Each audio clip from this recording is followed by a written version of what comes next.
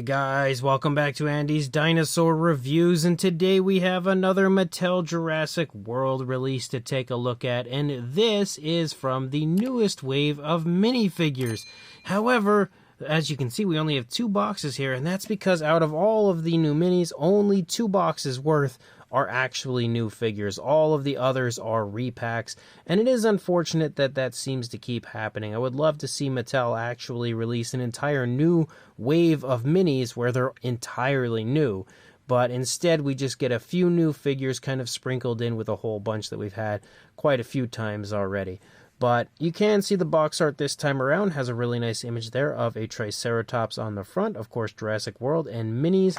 And then if we turn it around, you can see some information here on the back, and again information on the sides. If you take that out of there and then you take a look here up at the top, you can see again all of the figures that are in this wave of the minis, most of which, as I said, we have had in the past, but the newest ones we have are the Dinosaur, the Borealpelta, the Nothersaurus, and the Elasmosaurus. So pretty darn cool ones to have entering the Mattel minifigure line. So let's pop these open and check them out. And as you can see straight away with the very first pack that we have pulled out, we have the Borealpelta as well as the Dinosaur. So definitely 2 pretty cool ones to get. Now I have only acquired and purchased the newest ones that I didn't have. Again, we have another slip here inside showing off all the figures that are in this wave. And just in case you are wondering, if you are like me and you are up to date with your minis, you want to see which one we have here that includes the newest figures. This one is 10F, so you would want to look for 10F. You can see it's right there at the end of that number. That's the one that contains the Borealpelta as well as the Dinosaur. This one, as you can see when we pull it out, that holds the Elasmosaurus and the Nothersaurus, and if you look here at the bottom, you can see this one is 9F. Right there, you see it. So that tells you what boxes hold the newest round of figures. And I have actually found this checklist. Now, I do apologize to whoever made it because I don't remember where I found it, but I wanted to show it off to you guys just to show off exactly what you find in each package. Again, if you are somebody that views the channel and you happen to have been the one that made this, let me know and I will credit you, of course, in the description.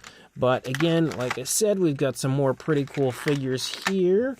So definitely excited to have these guys here as I throw the plastic behind me. But again, 4 new figures for this wave of minis. 4 pretty darn cool looking figures, though, I will say that. So, as always, let's go ahead and jump straight to a closer look at these guys right now. So, starting with the Nothersaurus, you can see it looks really nice, actually. Aside from the gigantic feet, you know, they've got a very nice sculpt on this one.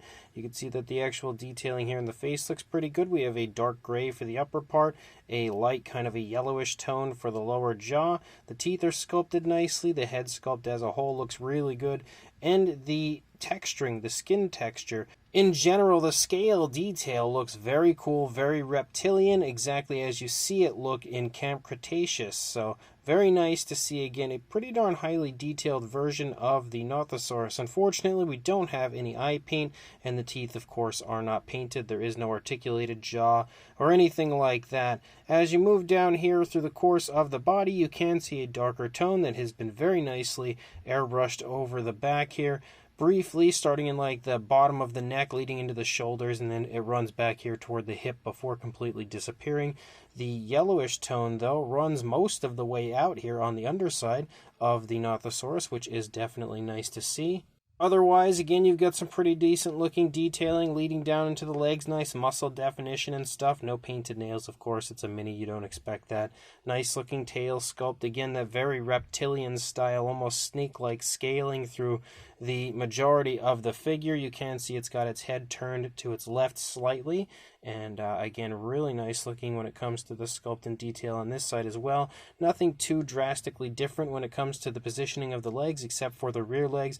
You can see the left leg is trailing, whereas the right leg is definitely leading, but they look really good. The sculpt looks really good, and again, the paint for what it is looks pretty decent considering it's a mini, and it's really cool to now have a different version of the Nothersaurus, because other than this one, we only have the Danger Pack version, and I would love to see maybe a repaint or something of that at some point, maybe even a paint job that looks a little more screen accurate, but this one definitely looks really cool, and it's pretty sweet to have this in mini form. And then we've got the Borealpelta, and this one as well looks really nice, though I will say the paintwork of the face kind of makes the face look a little jumbled, like it's a little hard to really pick out the detail here in the face, and considering we don't have any eye paint or anything, that definitely doesn't help matters, and it definitely could be improved, especially just by simply adding a little bit of eye paint, something they used to do with the minis, but they just don't anymore. You can see we have a greenish tone here running along the upper part of the dinosaur.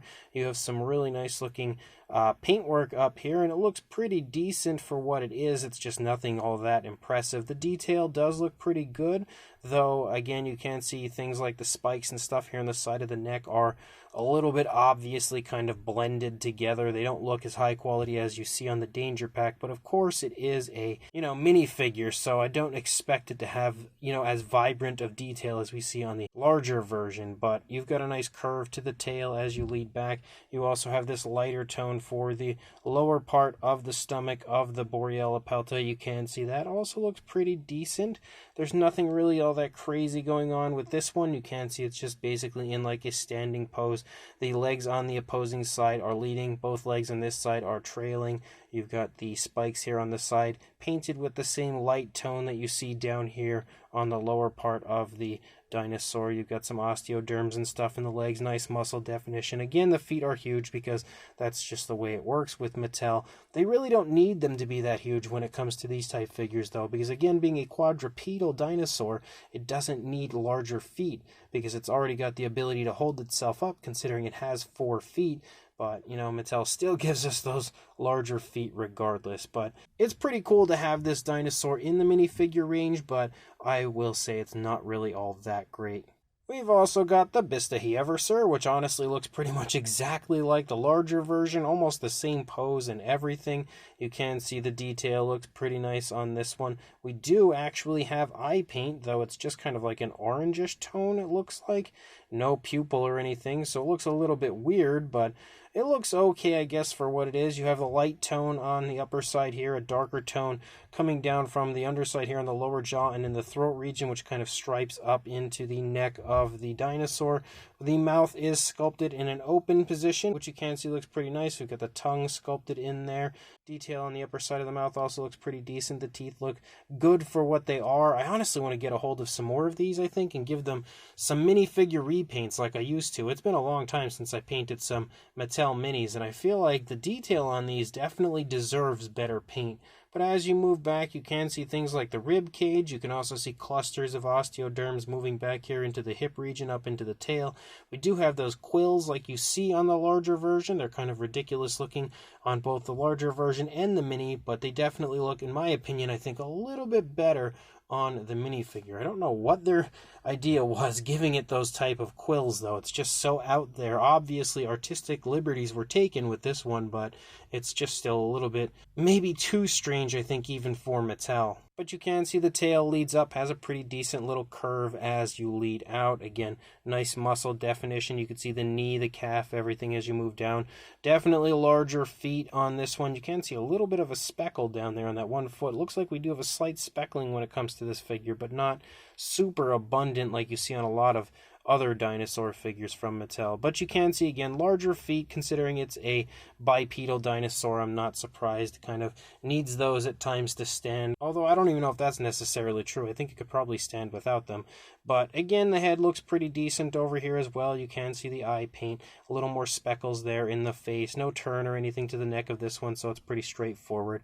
The only difference really over here is the fact that the leg is trailing. But the Elasmosaurus is definitely a neat looking figure, and it is absolutely awesome to now have one of these in minifigure form. Again, definitely one that I would like to repaint, so if I were to repaint some more minis, this is one that is absolutely going to get that treatment. And then we've got the Elasmosaurus, and what's cool about this one is it's pretty big. For a mini from Mattel, it actually sports a pretty darn impressive size to it. And another thing that's pretty nice, you can see it does actually have eye paint, which again is something that most of the Mattel Minis nowadays don't get.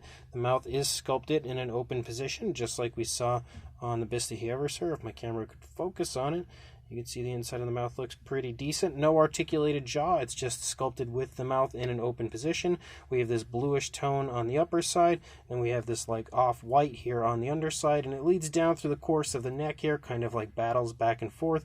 Very reminiscent, if I can recall correctly, to the larger version. I'm pretty sure it's painted very similarly to that, but just a little bit, obviously, more lackluster considering it's a mini, so they don't get near as much paint as the larger figures do. But as you move through the course of the body, I will say the skin texture looks phenomenal for a minifigure, like very vibrant, very impressive. Most Mattel figures always look good when it comes to the fine detail and how nice it pops on the sculpt, but considering this is a mini, that's probably some of the most vibrant detail I've seen on a Mattel mini so far. You can see the flippers look really good. Again, all sorts of variation of kind of like osteoderms and scale detail moving out. As you lead back here, you start to see those darker blues kind of pick up. They're sort of like very jumbled at first, and then they take over the majority of the tail as you lead out. You have a little fin there on the upper part of the tail as well, and a little curve on top of everything. The neck is pretty straightforward, no real turn or anything as far as that goes, but it does come up and curve pretty nicely. That light tone disappears once you reach the chest, and as you lead back, the only other coloration on the underside would be that darker tone when you reach the tail. And nothing really different going on this side, as far as the pose goes. Looks like all of the flippers are pretty much, for the most part, in the same spot and everything. So absolutely incredibly cool to have a Elasmosaurus now in the Mattel minifigure range as well. I don't feel like we need sizes or anything for these minis because they are just generally the same size for the most part as most of the other Mattel minifigures. We will, of course, show you the fact that they are very bendable. They didn't used to be this bendable when it comes to the older ones. The newer ones, once Dominion hit and they changed the material up, the newer ones are very flexible. So you have a lot of playability, I think, with these compared to the older ones because you can really bend them and move them a lot nicer, again, than the older ones. The Borealpelta is probably the stiffest of the bunch, but still pretty decent as far as its ability to flex. I will do a size comparison, actually, like two of them for you guys. First of all, there is Mr. Papo T-Rex, the Attack Pack Colovosaurus, and Robert Muldoon from the Mattel Jurassic World toy line next to the minifigures to again show you that they are pretty much exactly where you would expect them to be size range-wise. And then for one more and one final comparison, we have a Mattel Baryonyx on the right, which is an older Mattel minifigure, and a Captives Giganotosaurus on the left, which is your standard size Captives figure. So just to kind of give you an idea as far as the size of these minis, as far as the newest ones go, and again with two figures that you may or may not already have in your collection. So these brand new Mattel Jurassic World minifigures are pretty fun. Again, definitely 4 new really cool species choices, and they honestly are really good figures, like each and every one of them. The Borealpelta, I think, is probably the weakest link of the 4. The other 4, I would actually say, are exceptional. The Nothersaurus is awesome. I really love the fact that we now have another version of that species, and it's another really nicely done figure. Again, the coloration does stray a little bit from what we see in Camp Cretaceous, but for the most part, it looks pretty good on the figure, and again, if it had eye paint, would be really nice, but that's like pretty much the only thing I would say that one is lacking. We also have the Bistahieverser, which is really nice. You've got a nice pose on it, pretty decent paint apps, but nothing crazy when it comes to the mini, but it looks really good. I just am generally a big fan of that species, and even if this doesn't perfectly capture the Bistahieverser, pretty much is what I would expect it to look like if there was one that had shown up in the Jurassic franchise in any of the films or Camp Cretaceous or something. I kind of expect them to do something a little bit crazy with it, so that, quill thing in the back is, I guess, what would happen if you used frog DNA to create yourself a Bistahieverser. But pretty cool figure overall, nice detailing throughout. And then you also have the Elasmosaurus, which the Elasmosaurus is gorgeous. In my opinion, the best of the four. It's got a really nice sculpt, very vibrant detail, pretty decent paint apps, nothing over the top, but it's got pretty okay paint apps for the most part, and just is really cool to have a species like that now in the Mattel line. And the Borealpelta, again, is an okay figure. It's not great. I'm not saying it's the worst thing ever by saying it's the weakest link, but it's definitely not the greatest minifigure, that's for sure. It's got a pretty decent sculpt, definitely an awesome species choice. I think the coloration just kind of blends all of the detail in the face and kind of makes it a little bit hard to really pick out what's going on in the face. Some eye paint definitely could have helped that one, but overall that one is okay as well. So definitely 4 new really cool minis. I really wish they'd start releasing more minis, more species into the newer waves, not just a few random ones. At least give us some repaints or something to make them a little bit more fun and more desirable. But if you are interested, again, make sure you check your local Walmart, because that is where I found these, and grab yourself some of these minis to add to your collection. And also like, comment, and subscribe, and I will see you in the next review. Thanks for watching.